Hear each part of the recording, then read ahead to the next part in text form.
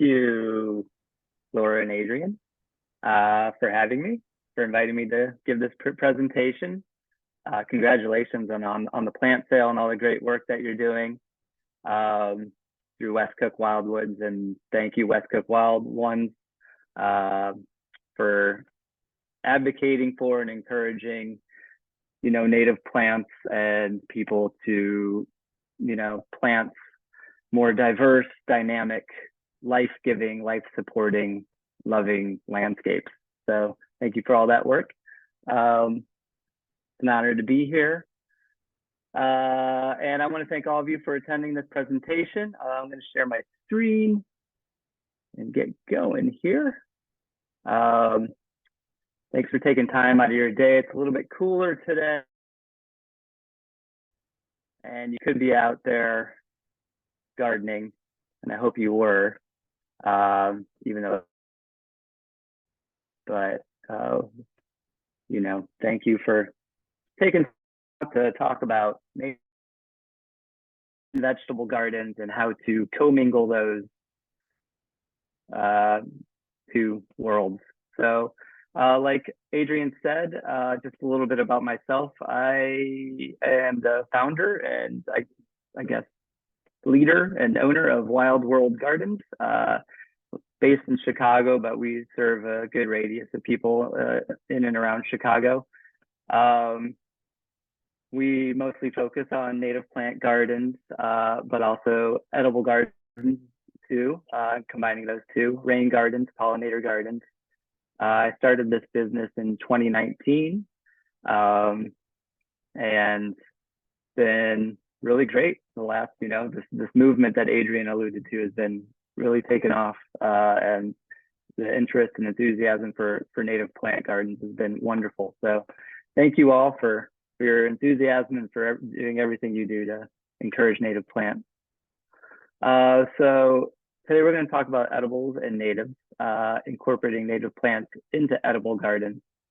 When I started gardening, I don't know how you all came to gardening, but I definitely came to it through growing up with my parents who always had a vegetable garden. That's kind of what I did as a gardener for so many years. I just wanted to grow vegetables. Here's my youngest daughter. You're going to see little bits and pieces of my family through this presentation. So this is my youngest daughter.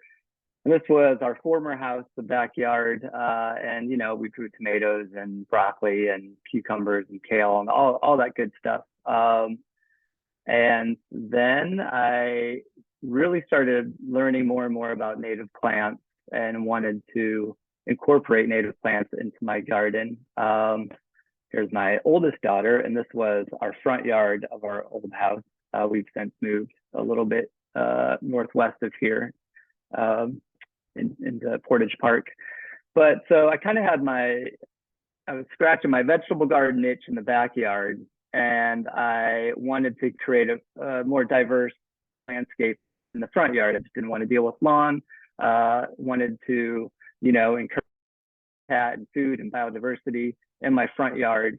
So I went to the Peggy Note of Art Nature sale, bought a bunch of native plants, planted them, edited, tweaked things, and I had my native plant garden in the front yard. And I slowly kind of was incorporating some native plants around my vegetable gardens, but it was definitely like world. And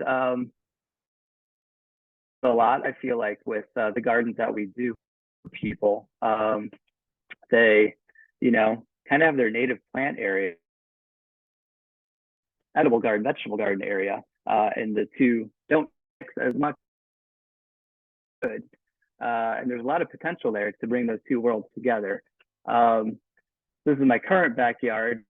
It's still very young, but got some raised beds, got a trellis, gradually putting plants in and around my edible vegetable garden. I would say 90% of what Wild World Gardens does is we do native, probably what people contact us for most. But there's that like 10, which is still growing, that also would like some sort of edible garden element, native landscape area. So Here's the past couple years. We've already done 4 gardens this year that incorporated edible gardens and native plants together, and that is mixing those two. It's something that I highly encourage people to think about, because the two worlds do not need to be separate.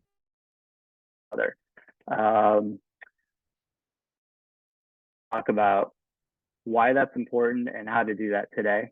I know what numbers are full advocates of native plants and probably know we need native plants, but I just always like to give the basics and kind of start some why behind what we're all doing here and what we're encouraging.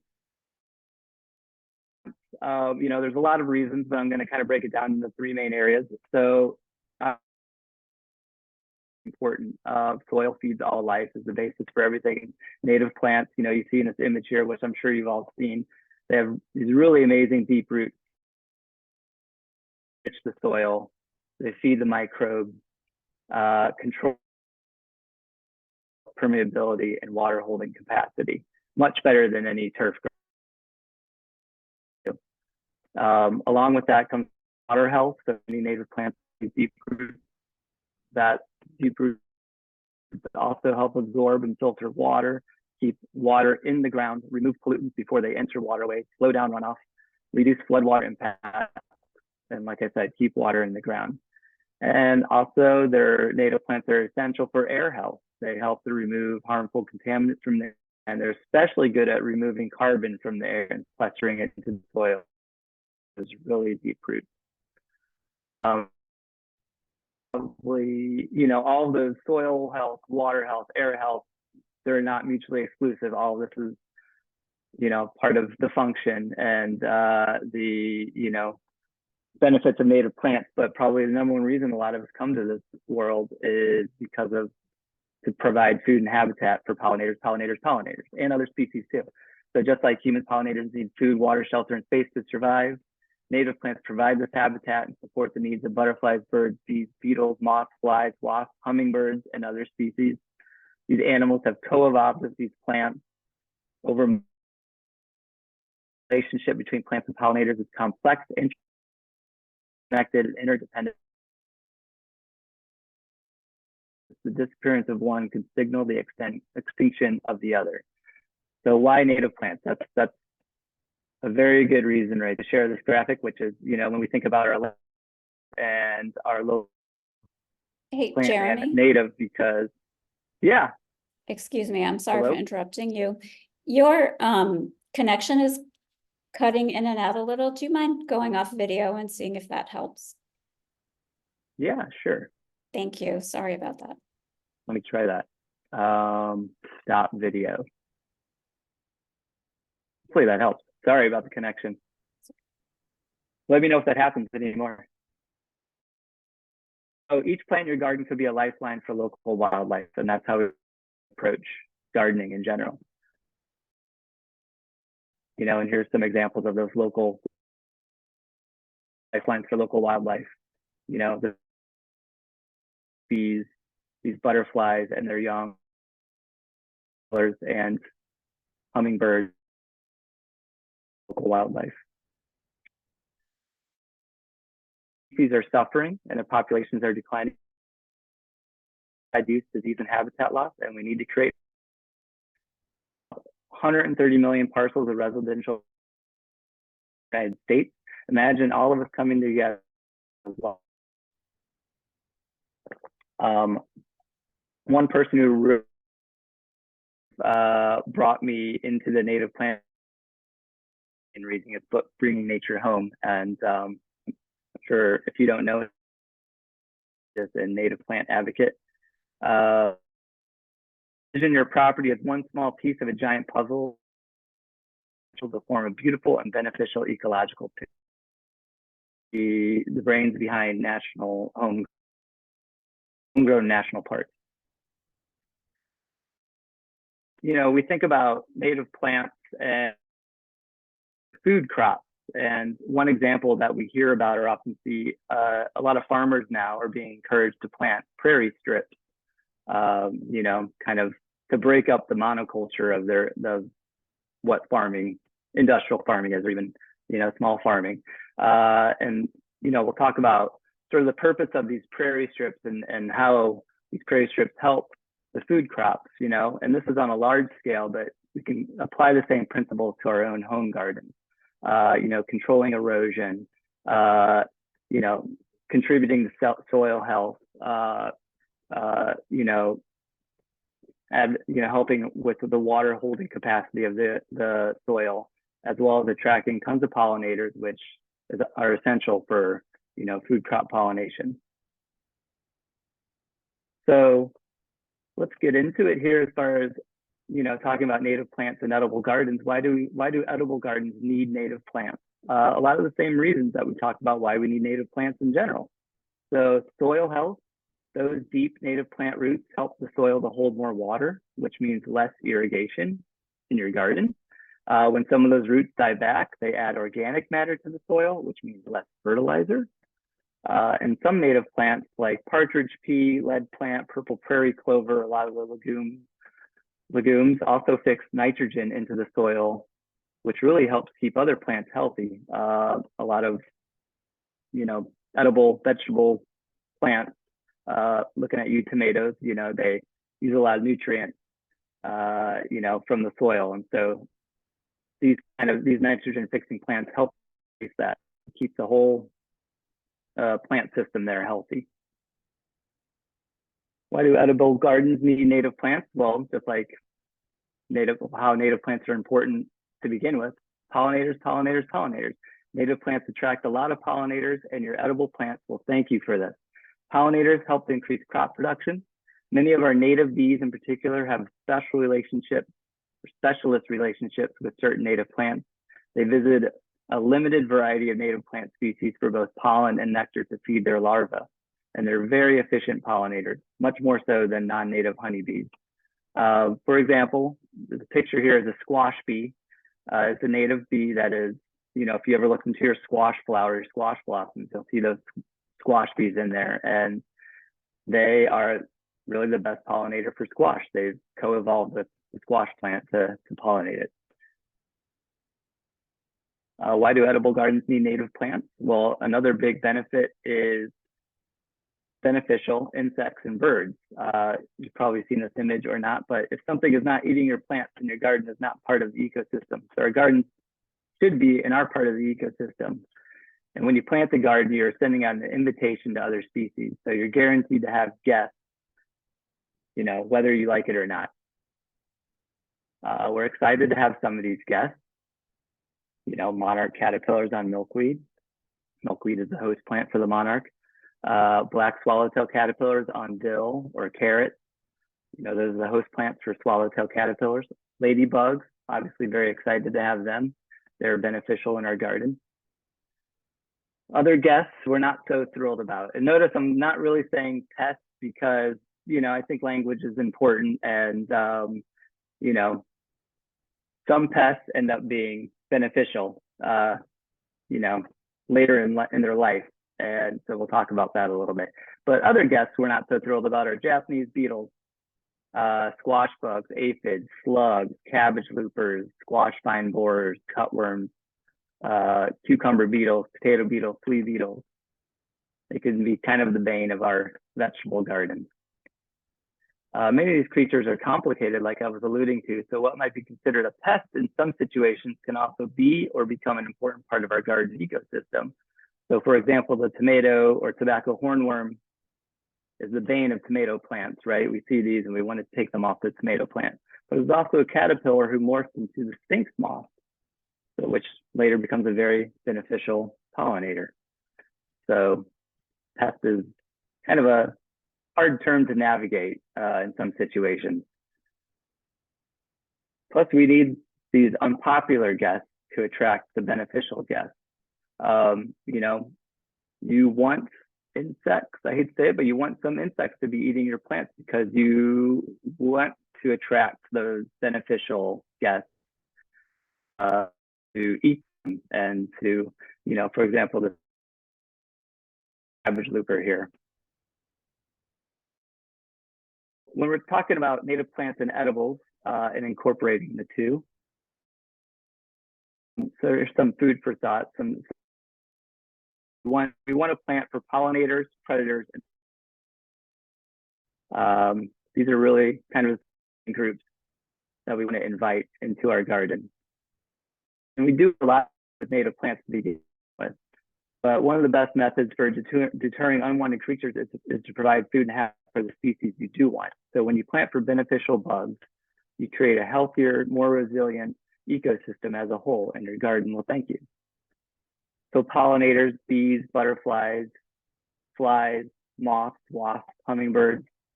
I already alluded to this, but a lot of people kind of defer to honeybees as one of the main pollinators, especially for food crops or edible garden crops. And while they are good pollinators, they're not actually as efficient or specialized as our native bees. And in some ways, they're displacing our native bees too. So a lot of, studies and research has come out around that.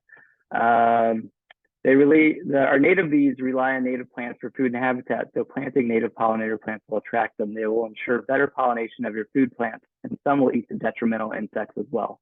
So for example, a hoverfly, which is an insect that kind of looks like a wasp, a small wasp, but it's a hoverfly. They're excellent pollinators, and their larvae are aphid eating machines. So to attract them, you can plant coreopsis, coneflowers, black-eyed Susans, and sunflowers. And we'll kind of get into more like native plant and vegetable plant combinations to think about to attract some of these pollinators and beneficial insects. So pollinators, predators, and parasitizers. So some predators: ladybugs, lacewings, praying mantids, spiders, assassin bugs, soldier beetles. They eat other bugs, and you want them in your garden. Did you know ladybug larvae can eat up to 40 aphids an hour? It's their favorite food. So attract them with pollinator plants like golden Alexander, butterfly milkweed, bee balm, goldenrod. I currently have tons of yellow aphids on my milkweed, and I'm hoping the ladybugs show up and start chowing down. Parasitizers, so for example, parasitic wasps. These are great to attract to your garden. You might have probably seen some of this, but like something out of a sci-fi movie, they lay their eggs on or in other bugs, and their larvae feed on the host insects. So braconid wasps like to lay their eggs on the tomato hornworm. So sometimes we don't even have to pick off the tomato hornworms. The parasitic wasp will do the job for us. So once those braconid wasp eggs hatch, the baby wasps chow down on the host. Like straight out of the movie Alien. I think this was actually inspiration for Ridley Scott's Alien. But nature's pretty cool and crazy. So the parasitic wasps have their own special function in the garden, and you can attract them with native plants like golden Alexander and goldenrod. So something to consider with native plants and edibles. When we talk about edible, like vegetable garden planting, we often think about companion plants, and we do it with native plants as well. What plants support each other, benefit one another. But we can do it with native plants and edibles. They need friends too, and they can be good friends. We allow them to be. So grow plants together that benefit and support one another. Place plants together that have similar environmental needs: dryness, wetness, sun, shade. And these companion plants can help increase soil nutrients, encourage beneficial insects, deter unwanted wildlife, and support pollinators. And we'll talk about some of these companion plants in a little bit here. Another thing to think about, to consider with native plants and edibles, is seasonality. And we do this obviously with our native plant gardens, but thinking about it in terms of how you can time things with your vegetable garden. So you want to make sure you have plants blooming from early spring through fall. Pollinators and beneficial insects, and they have different times of emergence. Coordinating your native plants and your flower out of So here's a picture of a longhorn bee.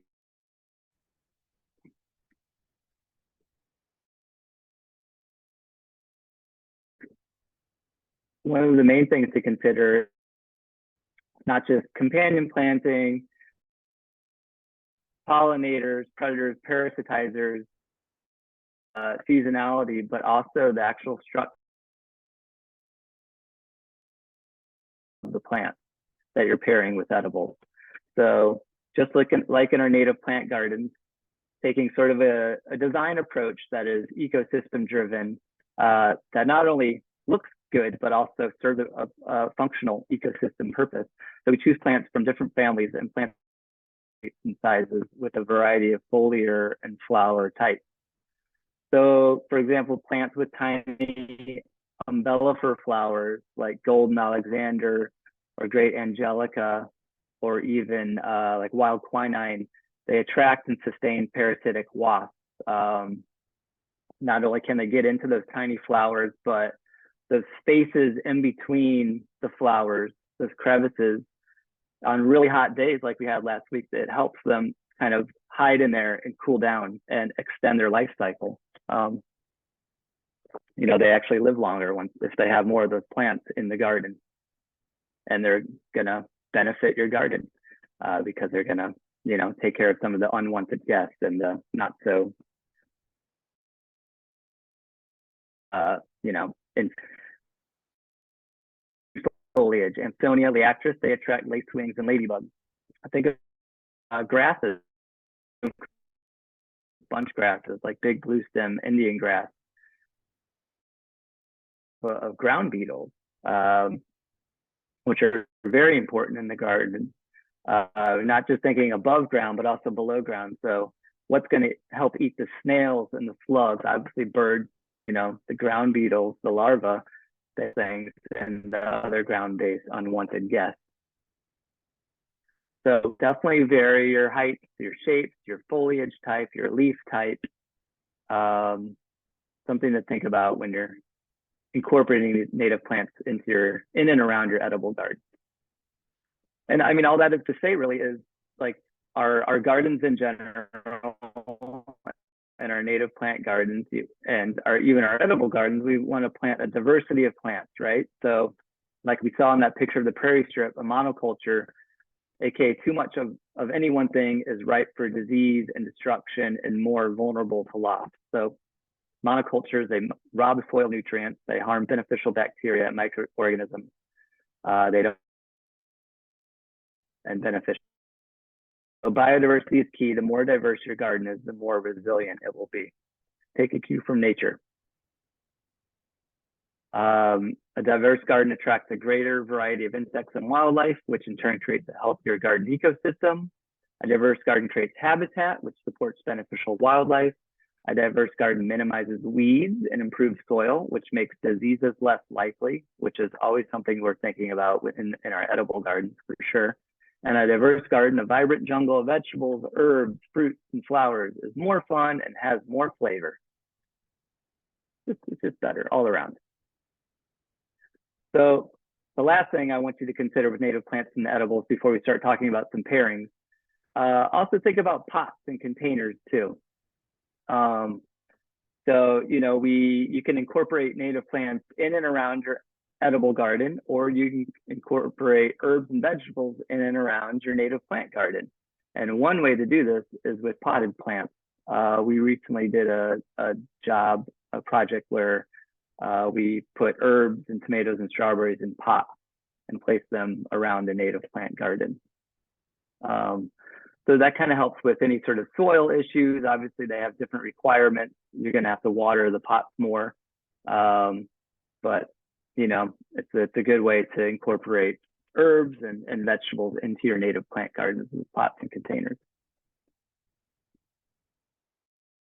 Native combinations to think about here. So this is going to kind of go in order of, seasonality here. So strawberries, a lot of us like to grow strawberries. And there's a wild strawberry that I highly encourage you to grow, a native wild strawberry, which is a great ground cover and also edible. And but if you just like to grow strawberries, then a good combination of those to pair with those is Pacera, so ragwort, common stink foils, golden Alexanders, New Jersey tea, Great Angelica. And what that does is, those plants, those natives attract small and medium-sized insects like carpenter bees, mason bees, miner bees, hoverflies, ladybugs, lacewing, parasitic wasps. And not only do they help with pollination, right, but they also help with aphid, leafhopper, and thrip control, which are kind of common unwanted insects, when it comes to strawberries. So here's a mason bee on a strawberry blossom. Thinking about more fruit bushes and brambles, blackberries and raspberries. I love to have a raspberry patch in my garden. Grew up with one. It's something that I've always had. And so pairing that, planting with some Jacob's ladder or some smooth penstemon, some New Jersey tea, indigo bush. Those really go hand in hand and they complement each other really well. Once again, those native plants attract small, medium, or large size insects like bumblebees, sweat bees, carpenter bees. And those insects help with aphid and leafhopper control as well. Beans, green beans, scarlet runner beans, you name it. My beans are, producing right now. And so some native plants that you can combine with beans. Purple poppy mallow is a great one. Common milkweed and butterfly milkweed. Lead plant and purple prairie clover. Those are two of those nitrogen fixers that will, put nitrogen back into the soil, which beans use a lot of to grow. Wild bergamot or bee balm is another great plant to add in and around your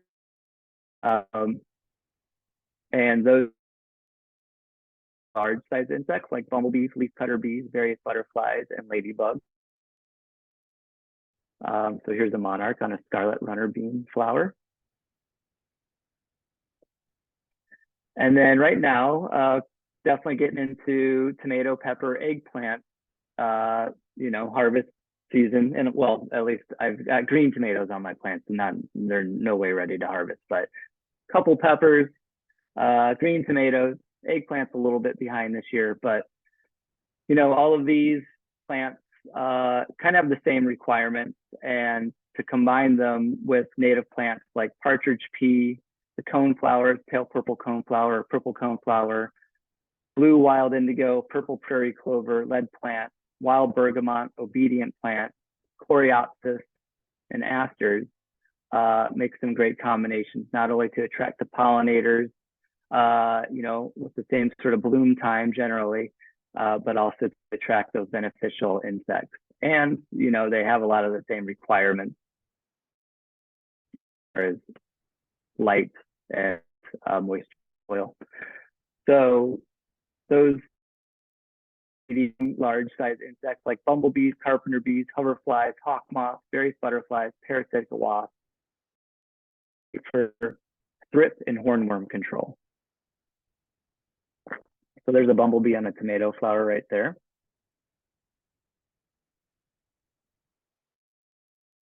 And thinking about our cucurbits,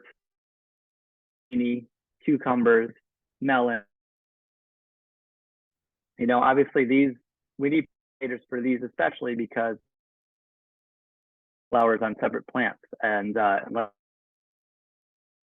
definitely have to encourage pollen to help you with that project. So some pollinators or some native plants to pair with these to think about is partridge pea, purple poppy mallow, common sunflower, any coreopsis, tall coreopsis especially, which I love, just for the height, purple prairie clover, native thistle, very important, common milkweed, butterfly milkweed, wild bergamot, lead plant, goldenrod. So those plants will attract the medium large size insects like bumblebees, squash bees, eastern carpenter bees, hoverflies, various butterflies, ladybugs, and that helps with aphid, squash bug, and cucumber beetle control. So for example, the picture on the bottom, this is a native thistle, and there's a specialist bee, the thistle longhorn bee, that, is symbiotic with, really needs that pollen from that native thistle to feed its young. So there's a specialist to that plant. Same with squash bees. They specialize in pollinating the squash blossoms.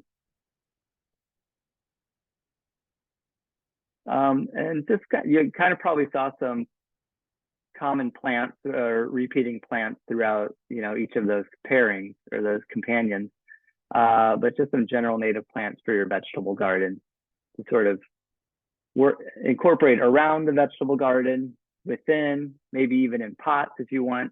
But golden Alexander, blue wild indigo, smooth penstemon, partridge pea, New Jersey tea, coreopsis, pale purple coneflower, common milkweed, butterfly milkweed, purple prairie clover, wild bergamot, great angelica, lead plant, asters, goldenrod.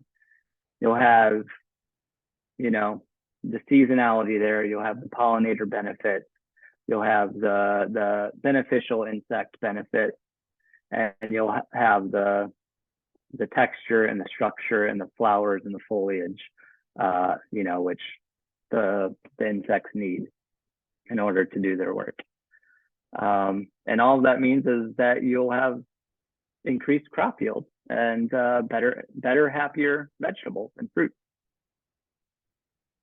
So one of the things that I know we mentioned in the sort of description for this presentation was also native edibles. And the good thing is a lot of the native plants I shared they have some edible and or medicinal benefits to them. So thinking about incorporating native edibles in and around your edible garden as well. So right now we're kind of coming to the end of Juneberry, serviceberry season. I just picked some off of serviceberry this morning when I was out and about, right on the 606 trail. So serviceberry is a wonderful native tree that produces edible berries. You can eat them raw, or they're great in jams. Pawpaw is a native fruit tree, which has a delicious fruit that is, obviously edible. Wild strawberries, I mentioned, great ground cover, but also edible fruit. Black raspberries, you can eat the fruit. Wild currant also has edible berries. High bush blueberry has edible berries. Spice bush, which is a great sort of woodland, shade-loving native shrub. You can use the berries. They're spicy and aromatic. You can use those in tea. Elderberry, you can use the leaves in tea, or the berries you can eat raw or put them in jam syrup or make a syrup out of them. Golden Alexander, you can actually eat the leaves and flowers. You can cook them, and the flowers kind of taste like broccoli a little bit. Purple prairie clover, you can dry the leaves for tea. Coneflowers, you can dry the leaves and flowers for tea. A lot of these native plants have sort of medicinal benefits, especially around digestion, anti-inflammatory. You can go down the rabbit hole and do more research around that, but thinking about how some of these plants serve multiple purposes, in our garden. Great angelica, you could dry the leaves for tea. Hyssop, dry the leaves for tea, and the seeds are great for baking, to add that anise flavor. And wild bergamot, dry leaves for tea, and goldenrod, dried flowers and leaves for tea, and tinctures as well. So all that is to say, I encourage you to plant native, first off, plant edibles as well, and plant your natives with edibles. Every garden deserves native plants, and that includes edible gardens. I think one thing to think about is, we talk about we think about hedgerows around our edible gardens. And we can plant those with native plants to attract pollinators, kind of keep out unwanted wildlife potentially, use them as a trap crop sort of to keep the unwanted wildlife off of our edible vegetable plants, and obviously aid in pollination and inviting beneficial insects to our gardens. So hedgerows, a border around your edible garden, adding pots of herbs or vegetables into your native plant garden. There's many ways to do it. And there's no reason not to grow them together. Front yard, backyard, side yard, wherever you grow. You can mix it up and have fun. And they benefit each other a lot. So something that I highly encourage everyone to try and just experiment and play with. And that is it for me. You can find me at Wild World Gardens on Instagram if you'd like to follow me, or if you'd like to reach out for more advice or ideas, you can contact me through my website, wildworldgardens.com. And thank you so much.